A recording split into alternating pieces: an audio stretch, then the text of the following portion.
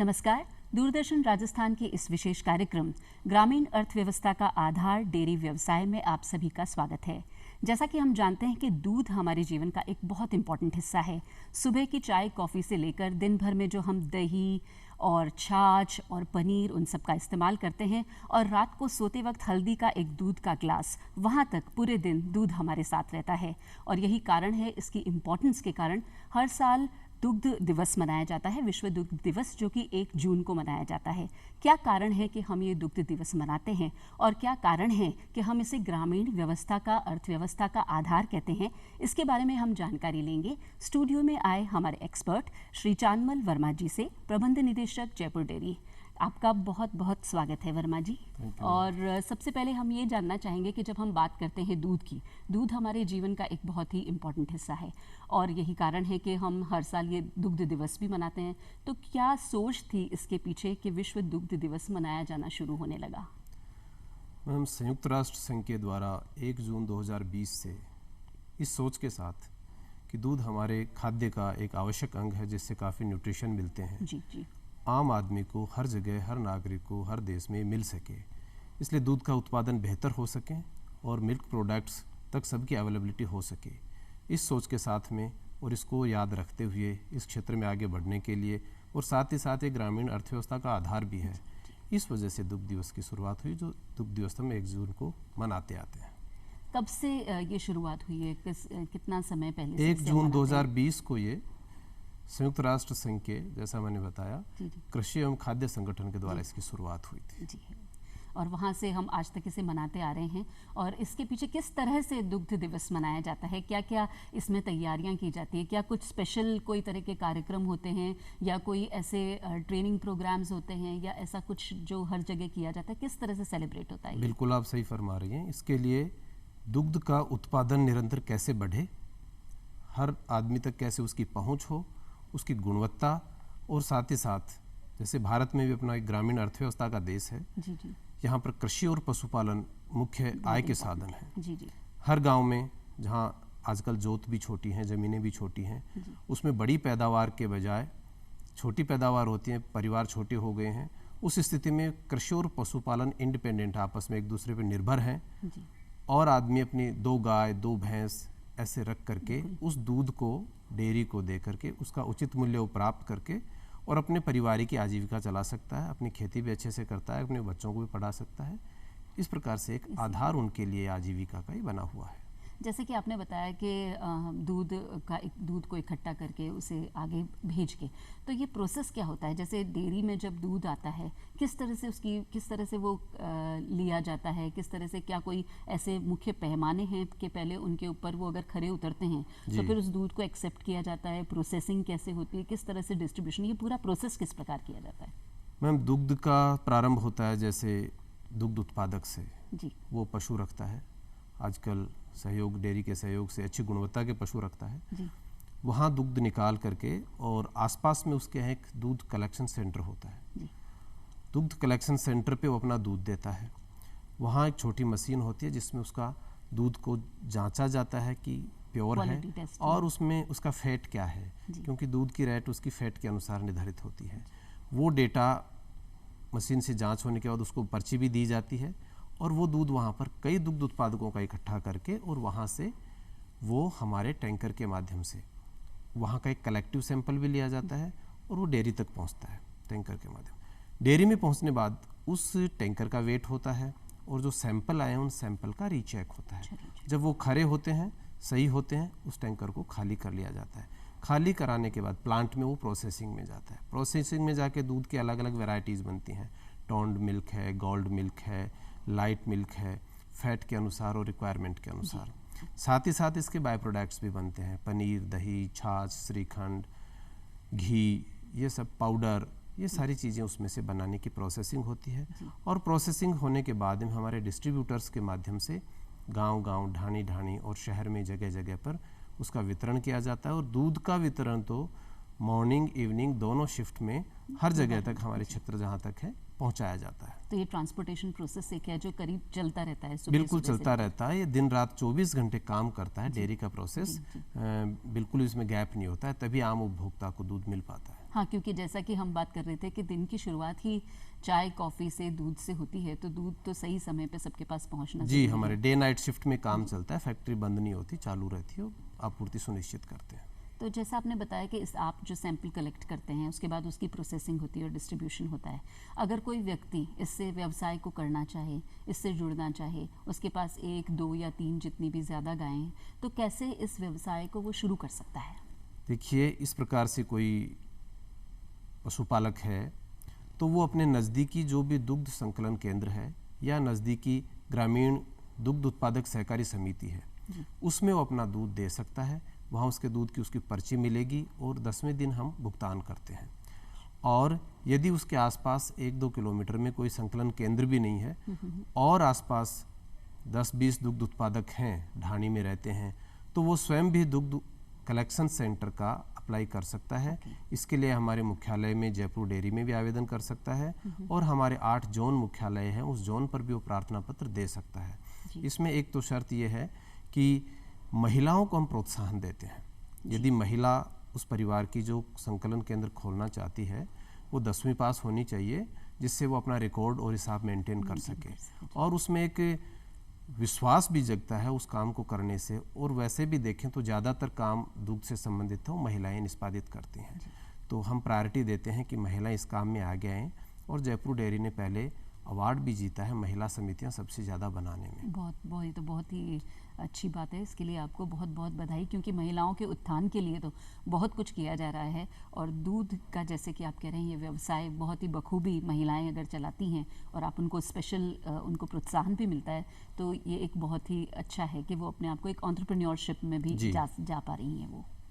तो ये कलेक्शन जो आप कह रहे हैं डिस्ट्रीब्यूशन होता है, अलग अलग जगह पे होता है, तो कहाँ कहाँ मेजरली हम ये डिस्ट्रीब्यूशन होता है? जैसा कि हम जानते हैं कि आर्मी एरियाज़ में भी हमारा ये जाता है, तो कैसे इसको किया जाता है? जी बिल्कुल, हम लोकल सप्लाई, जयपुर शहर की सप्लाई, जयपुर और दौसा दोनों शहर और गाँव में सप्लाई ये आपूर्ति करते हैं। साथ ही साथ हमें आर्मी को सप्लाई के लिए भी ऑर्डर मिलते हैं। और वर्तमान में आर्मी के करीब 22 स्टेशन पे हमें दूध और घी की आपूर्ति के ऑर्डर मिले हुए हैं, जो हर साल मिलते हैं। उसके लिए हमारा टेट्रा पैक मिल्क जाता है, जिसकी सेल्फ लाइफ 6 महीने होती है, और वो ट्रांसपोर्ट होकर यहाँ से असम, श्रीनगर और जो आर्मी के इंटीरियर और हिली स्टेशंस हैं, सब स्टेशंस पर हमारा दूध पहुँचता है। उसकी 3 टियर जाँच होती है, हमारे यहाँ जाँच होती है। आर्मी में जाने के बाद में भी आर्मी की भी वहाँ 3 जगह जांच होती है अंदर, इंश्योर करते हैं कि बिल्कुल क्वालिटी मेंटेन है, फिर वो उसको एक्सेप्ट करते हैं। और घी का भी हम आर्मी को आपूर्ति करते हैं और लंबे समय से कर रहे हैं। तो ये कुछ ऐसे टेट्रा पैक्स वगैरह बनते होंगे जिनकी शेल्फ लाइफ कंपैरेटिवली जी ज़्यादा उनका 6 महीने की सेल्फ लाइफ होती है और वही ट्रकों के माध्यम से हम पहुँचाते हैं। और जब कभी कोई ऐसी एक्टिविटी होती है, आर्मी कोई ऑपरेशन करती हैं या कोई आर्मी की एक्टिविटी बढ़ती है, अपनी ट्रेनिंग कैंप में जाती हैं, तो हमें अचानक भी ऑर्डर्स मिलते हैं और हम आपूर्ति करते हैं। उसके डिमांड के अनुसार हम 24 घंटे हमारी मशीनरी, हमारे मैन पावर को यूज़ करके हम आपूर्ति सुनिश्चित करते हैं। इस प्रकार से डेयरी देश सेवा में अपना इस प्रकार से भी योगदान दे रही है। ये तो बहुत ही अच्छी बात है, क्योंकि जैसा कि आपने कहा कि न्यूट्रिशनल वैल्यू जो दूध की है वो इतनी ज़्यादा है कि हम इस लेवल पे इसके बारे में सोचते हैं। और जहाँ तक कि इंडियन आर्मी का या इस तरह के जो लोग जो कि हमारे लीडर्स हैं, उनको ज़रूरत है, जो हमारे वॉरियर्स हैं, उन तक भी ये चीज़ पहुँचती है, ये बहुत अच्छी बात है। कि हमने कई बार सुना है कि जो दूध की जो करते हैं बिजनेस, उनके लिए कई सारी सरकार ने योजनाएं भी बना रखी है जिससे कि उनको फ़ायदा हो। एक लाडो योजना के बारे में बहुत ज़्यादा हमने सुना है, उसके बारे में आप हमें बताएं। जी मैम, ठीक फरमा रही हैं। राज्य सरकार, भारत सरकार सभी कृषि और पशुपालन के लिए बहुत सहयोग कर रही हैं। डेयरी ने अपने स्तर पे भी सरस लाडो योजना 2016 में शुरू की थी। उसमें कोई दुग्ध उत्पादक है जो रजिस्टर्ड सोसाइटी का मेंबर है, पुरुष है चाहे महिला है, उसकी बेटी की शादी पर 1 लाख रुपए का सहयोग डेयरी की तरफ से दिया जाता है। ये 2016 की लाडो योजना है। इसके अलावा दुग्ध उत्पादक का बीमा हम करवाते हैं। दुर्घटना बीमा योजना जो- मेडिक्लेम पॉलिसी है, जी। 4 लाख तक का कैशलेस इलाज होता है। डेयरी अपने स्तर पे काफ़ी हॉस्पिटल्स एम्पैनल करती है जी। और कैशलेस इलाज होता है जिसमें 4 लाख तक का होता है। साथ ही साथ व्यक्तिगत दुर्घटना बीमा भी होता है, वो 5 लाख तक का होता है। जो सोसाइटी के मेंबर हैं और उनको नाम मात्र का दिया जाता है, उनसे प्रीमियम लिया जाता है, बाकी सारा जयपुर डेयरी या वहन हमारा करती है। राजस्थान कोऑपरेटिव डेयरी फेडरेशन है, जी, जी, जी। उनके माध्यम से ये लिए जाते हैं। राज्य सरकार की एक बहुत ही महत्वपूर्ण योजना का मैं जिक्र करना चाहूँगा, मुख्यमंत्री दुग्ध उत्पादक संबल योजना। जी। इस योजना में पहले राज्य सरकार 2 रुपये प्रति लीटर बोनस दुग्ध उत्पादक को देती थी। जी।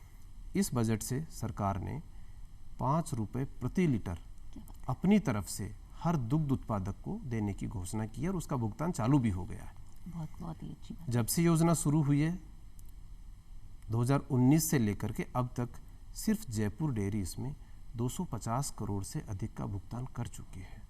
और इसमें भी महत्वपूर्ण बात यह है कि ये पैसा हम सीधे दुग्ध उत्पादक के खाते में जयपुर से ट्रांसफर होता है, जयपुर से ट्रांसफर करते हैं। जी, जी। तो उससे इंश्योरिटी हो जाती है कि एक सही व्यक्ति के बिल्कुल पास सरकार सही वो की इस चीज़ स्कीम से दुग्ध उत्पादक काफ़ी बढ़े हैं, उनको लाभ मिला है, उनकी आय बढ़ी है, जिससे वो अपना पशुधन भी बढ़ा सकते हैं, उनकी जीवन स्तर बढ़ा है, काफ़ी फर्क पड़ा है। तो जब हम बात करते हैं ग्रामीण अर्थव्यवस्था की, तो ये बहुत ही एक महत्वपूर्ण ये योजनाओं के जरिए उनकी और अर्थव्यवस्था को और बूस्टअप होती है, वो और चीज़ें मिलती हैं। बिल्कुल किया जाता है। और फील्ड स्तर पे जो हमारी सोसाइटी होती है दुग्ध उत्पादक समिति, उसमें एक सचिव होता है, एक अध्यक्ष होता है, वहाँ का रिकॉर्ड मेंटेनिंग का, अवेयरनेस का काम सचिव करता है। सचिव के लिए भी हमने एक सचिव कल्याण कोष बना रखा है। ओके। उसमें उस सचिव के बच्चों की शादी के लिए, हायर एजुकेशन के लिए, कोई गंभीर बीमारी के लिए 2 लाख तक का सहयोग संघ की तरफ से दिया जाता है। जी, जी। तो ये तो एक बहुत इम्पोर्टेंट मतलब जब आपने कहा कि अगर कोई ऐसी ढाणी है, ऐसी कोई जगह है जहाँ पे अवेलेबिलिटी नहीं है ये जो चैनल है इसकी, तो वहाँ पे ये 10, 12, 15 लोग आराम से मिलकर एक केंद्र वहाँ पे खोल सकते हैं। और वहाँ ये एक सेक्रेटरी हो सकता है जिसके लिए अगेन ये एक और बिल्कुल ऐसी जगह हो जहाँ पे टैंकर हमारा आवागमन का साधन जा सके, ऐसे प्लेस पे वो खोल सकें और 10-12 पशुपालक मिलके एवरेज 100 लीटर दूध हो जाए उसका। तो जो हम कहते हैं दुग्ध कलेक्शन सेंटर, वो यदि 100 लीटर ऑन एन एवरेज दूध देता है हमें 90 दिन तक, उसके बाद में वो कोऑपरेटिव एक्ट में रजिस्टर्ड सोसाइटी बनने की अधिकार हासिल कर लेता है और फिर उसका रजिस्ट्रेशन किया जाता है। तो किस तरह से ये चैनल अपना किस लेवल तक फैला हुआ है, कितनी ग्राम पंचायतों तक हम लोगों ने इस चैनल को कर रखा है? राज्य सरकार की पिछले वर्ष की बजट घोषणा थी कि 2021-22 में प्रत्येक ग्राम पंचायत में इसकी दुग्ध संकलन केंद्र खोले जाएंगे। जी। और 2022-23 जो वर्तमान समय चल रहा है, इसमें प्रत्येक रेवेन्यू विलेज में दुग्ध संकलन केंद्र खोलना, अर्थात कोऑपरेटिव के इस स्ट्रक्चर में आम जो पशुपालक है उसको जोड़ना। जयपुर डेयरी ने, बड़ी खुशी की बात है कि पिछले वित्तीय वर्ष में अपना लक्ष्य पूरा किया और दोनों जिलों की, जयपुर और दौसा जयपुर डेयरी में आते हैं, प्रत्येक ग्राम पंचायत को हमने कवर किया है और अब हम प्रत्येक राजस्व गांव को कवर करने की तरफ अग्रसर हैं। 600 से ज़्यादा गांव ऐसे हैं जो छूटे हैं और हम बड़ी तेज़ गति से उनको जोड़ते हुए निर्धारित अवधि से पहले ही हम सभी रेवेन्यू विलेजेस में सोसाइटीज़ खोलेंगे। तो करीब करीब सब जगह जो ये है चैनल हमारा पहुंच चुका है जी। सभी राज्य, ये जो हमारी ग्राम पंचायत तक हम इसको बिल्कुल हैं। और किस तरह से इसको और हम बढ़ावा दे रहे हैं, किस तरह से ये काम हो रहा है कि और ज़्यादा, जैसे आपने कहा कि रिमोट और भी जो एरियाज़ हैं उनको किस तरह जोड़ने के लिए आप जो प्रोसेस क्या रहता है उसका, क्या कोई टीम है जो लगातार काम कर रही है इनको जोड़ने के लिए? हमारे डेयरी के कुल 8 जोन हैं जी, अलग अलग, चोमू, बिंदायका, चाकसू, काला डेरा, मानपुरा माचेड़ी, दौसा, ऐसे कुल 8 जोन हैं हमारे कोटपुतली। उन 8 जोन में हमारे जोनल ऑफिस हैं। जोनल ऑफिस के अंडर में जोन इंचार्ज के अलावा हमारे पशुधन सहायक हैं। मैं आपको बता दूं कि हम सिर्फ दूध कलेक्शन ही नहीं, हमारी अपनी टीम है जो वेटनरी डिपार्टमेंट के साथ साथ वो भी उनके पशुओं के इलाज में हमने अपनी टीम भी लगा रखी है। वो भी उनका इलाज करती हैं, उनको अच्छी ब्रीड के पशु के लिए प्रमोट करती हैं, उनको फैसिलिटेट करती हैं। तो वो हमारे जो मैन पावर फील्ड में है वो ऐसे एरियाज ट्रेस करता है कि यहाँ नहीं है, तो उन लोगों को मोटिवेट करके और वहाँ दुग्ध संकलन केंद्र खोलने के लिए प्रेरित करता है। अभी एक चीज़ और भी आई है जो कोविड की वजह से ये भी देखा गया कि काफ़ी लोग बेरोज़गार भी हुए हैं और अदर स्टेट्स में काम करते थे, कुछ लौट के भी आए हैं। ऐसे लोग भी यहाँ आने के बाद जब डेयरी का जो व्यवसाय देखते हैं, और आपने भी पढ़ा होगा कि कई IITN किए हुए भी कृषि और पशुपालन में हाथ आजमा रहे हैं और बड़े अच्छे वो बढ़ रहे हैं आगे। तो ऐसे लोग भी आके 4-5 पशु लेकर के अपना मिल्क कलेक्शन सेंटर शुरू कर सकते हैं। हम 10वें दिन पेमेंट करते हैं, जो भी दूध कलेक्शन किया उसका 10th डे हम पेमेंट कर देते हैं। एक और बड़ी बात है, हमारा एक कैटल फीड प्लांट भी है। हम अच्छी गुणवत्ता का पशु आहार भी उचित दर पे अवेलेबल कराते हैं। तो इस प्रकार से युवा भी इसको अपना सकते हैं, महिलाएं भी अपना सकती हैं।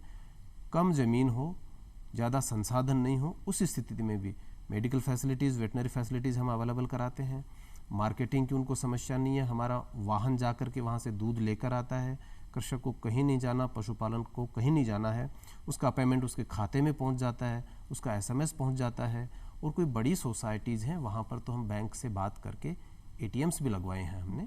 इसलिए एक प्रकार से डोर स्टेप सर्विसेज देने का कार्य जो कि सरकार की मंशा भी है, उसको हूबहू करने का प्रयास किया जा रहा है। इसके अच्छे परिणाम आने भी लगे हैं। तो ये जो आपने बोला कि इस तरह से जो व्यवसाय करना चाहते हैं वो आपसे जुड़ सकते हैं, तो जो ऑलरेडी जुड़े हुए हैं जो लोग, क्या समय समय पे उनके कुछ ट्रेनिंग प्रोग्राम्स होते हैं? क्या उनको और अपने काम में और महारत किस तरह से हासिल हो और उनकी आय कैसे बढ़े और ये अर्थव्यवस्था में किस तरह से और अपना इनपुट दे सके, क्या इसके लिए कुछ किया जाता है? निश्चित रूप से इसके लिए हम हमारे मुख्यालय स्तर पर ट्रेनिंग देते हैं, जोन स्तर पे भी ट्रेनिंग देते हैं, और साथ ही साथ हम भारत भ्रमण के लिए भी भेजते हैं इनको। अदर स्टेट्स में यहाँ से ग्रुप के रूप में जाते हैं। अभी पिछले महीने हमने भेजी थी एक स्पेशल ट्रेन बुक करके, और विभिन्न राज्यों में जब वो जाते हैं, वहाँ टूर करते हैं, वहाँ के दुग्ध उत्पादकों से मिलते हैं, तो सीखते हैं, शेयरिंग करते हैं, एक्सचेंज प्रोग्राम, शेयरिंग करते हैं। और महिलाएं बड़ी संख्या में और बहुत उत्सुकता से जाती हैं और आके यहाँ पर अपने जो अनुभव शेयर करती हैं वो सुनने लायक होते हैं, और काफ़ी चेंज आता है, काफ़ी उनमें सुधार भी आता है, अपनी कैपेसिटी, अपनी क्वालिटी वो बढ़ाती हैं, गुणवत्ता भी बढ़ाती हैं। तो एक बहुत अच्छा हम जोन लेवल पे, मुख्यालय लेवल पे और भारत भ्रमण पे के तौर पे अन्य स्टेट्स में भी ये काम करवाते रहते हैं, ट्रेनिंग्स करवाते रहते हैं। तो ये ट्रेनिंग के जरिए कुछ आपके जो भी ट्रेनर्स हैं, जो आइडेंटिफाइड ट्रेनर्स हैं जो इस काम में सक्षम हैं, वो जाके ये ट्रेनिंग वो भी देते हैं। और हम वेटरनरी के स्पेशलिस्ट हैं, इस फील्ड में कोई काम किए हुए अनुभवी लोग हैं, इस सेक्टर में काम करने वाले कोई NGO हैं, उनके माध्यम से भी हम ट्रेनिंग दिलवाते हैं और अलग अलग एक्टिविटी करवाते हैं। एक और नई स्कीम जो हमने प्रारंभ की है, सॉर्टेड सीमन। उसमें जो अच्छी नस्ल के पशु हैं उनके सॉर्टेड सीमेन से कि बछड़ी ही पैदा होगी, ये हमने जयपुर डेयरी में स्टार्ट किया है और उसके परिणाम भी आने लगे हैं, और काश्तकार बहुत खुश हैं, दुग्ध उत्पादक बहुत खुश हैं कि एक अच्छी ब्रीड तैयार होगी, जिससे क्योंकि जो भी पशु है उसका जो चारा है वो दूध देने वाला नहीं देने वाला, चारे की कीमत बराबर उसके कोई ज़्यादा फर्क नहीं होता। उस स्थिति में यदि उसका पशु 5 किलो के बजाय यदि 10 किलो दूध देता है, एक ही पशु की केयर उसको करनी है, तो 2 कम दूध वाले पशु या हल्की ब्रीड के पशु के बजाय वो एक अच्छी ब्रीड का पशु रखे, तो उसके काम कम होगा उसका और उसकी आमदनी ज़्यादा हो जाएगी। ये हम काम कर उससे उसको फायदा होगा। फायदा निश्चित तो ये मतलब साइंस एंड टेक्नोलॉजी भी इसमें बराबर साथ में जुड़ा हुआ है कि किस तरह से जैसे कि आपने कहा कि बेटर जो प्रोड्यूस भी हो, जो रिप्रोड्यूस हो रहे हैं। पशुपालक के लिए थोड़ा सा भारी हुआ है कि कभी राजस्थान में अपने आपदा भी आती है, सूखा भी आता है, चारे की एक समस्या रहती है। अदर स्टेट से चारा आता है, MP से आता है, पंजाब से आता है, आपने पढ़ा होगा चारे पे रोक भी लगाई है अदर स्टेट्स ने, शायद वहाँ भी कमी रही होगी। तो इस ऐसी स्थिति में हाइब्रिड के पशु ज़्यादा कामयाब होते हैं। 4 गाय कोई रखे, 4-4 किलो दूध दे, उसके बजाय ऐसी गाय हो जो 2 गाय ही आपको 16 लीटर दूध दे दे, तो खर्चा उसका कम हुआ, इसलिए वायबिलिटी बढ़ जाती है और जो महिला उनकी देखरेख करती है या जो आदमी उसकी देखरेख करता है, उसका काम भी दो का ही हुआ। तो अच्छी ब्रीड के, अच्छी नस्ल के पशु, मतलब प्रोड्यूस तो उतना ही आ रहा है, लेकिन हाँ, आपको जो इनपुट देना पड़ रहा है वो कंपैरेटिवली कम आपको हाँ, देना पड़ रहा है, चाहे वो चारे के माध्यम से हो या एफर्ट्स के माध्यम हाँ, से हो। तो जितना लेबर और जितना खर्चा उसका आ रहा है उसमें उसको मैक्सिमम मिले, आउटपुट मिल रहा है। आउटपुट मिले। जी जी जी, तो इस पे भी विशेष ध्यान हाँ, दिया जा बिल्कुल रहा दिया है। जा रहा है। तो ये जो पूरी व्यवस्था है, तो हम जैसा कि जानते हैं कि इंडिया जो है वो भी एक अपना मुकाम रखता है डेयरी में। जी। तो जो ये श्वेत क्रांति जो रही उसके जी। बारे में, इसके बारे में आप हमें कुछ बताएं। श्वेत क्रांति इंडिया में डॉक्टर वर्गीज कुरियन के द्वारा लाई गई थी। जी जी।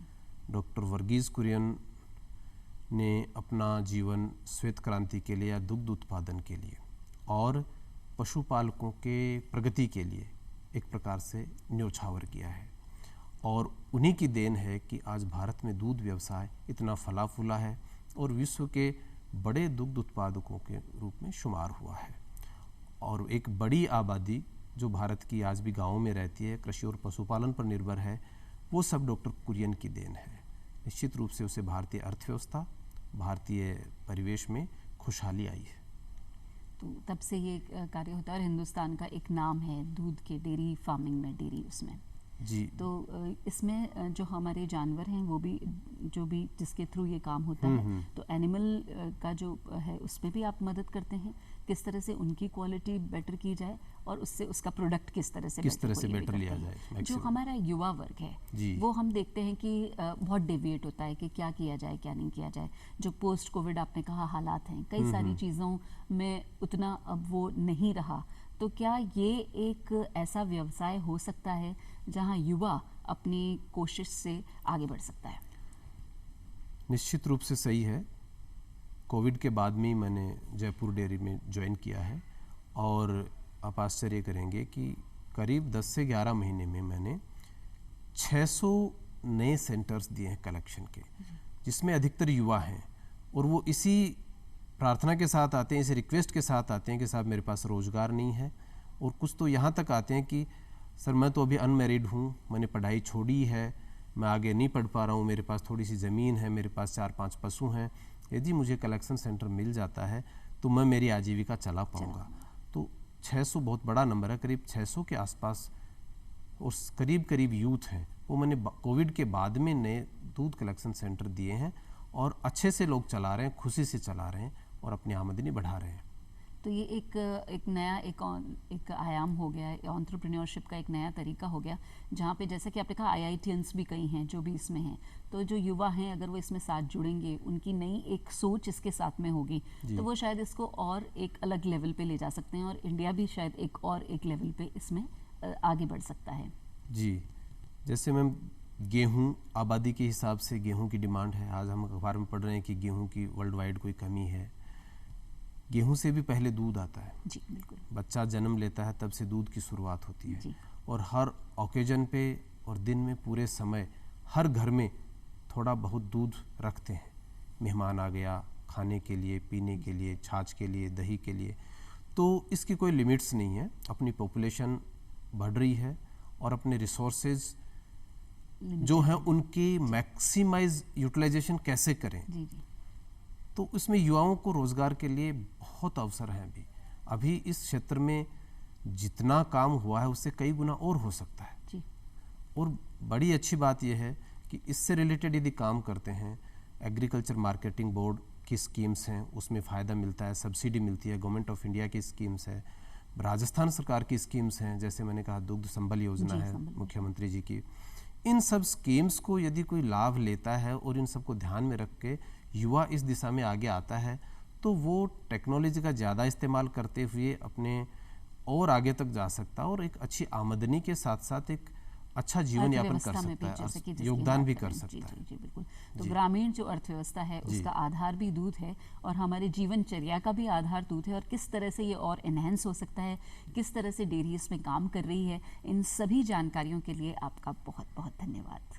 धन्यवाद।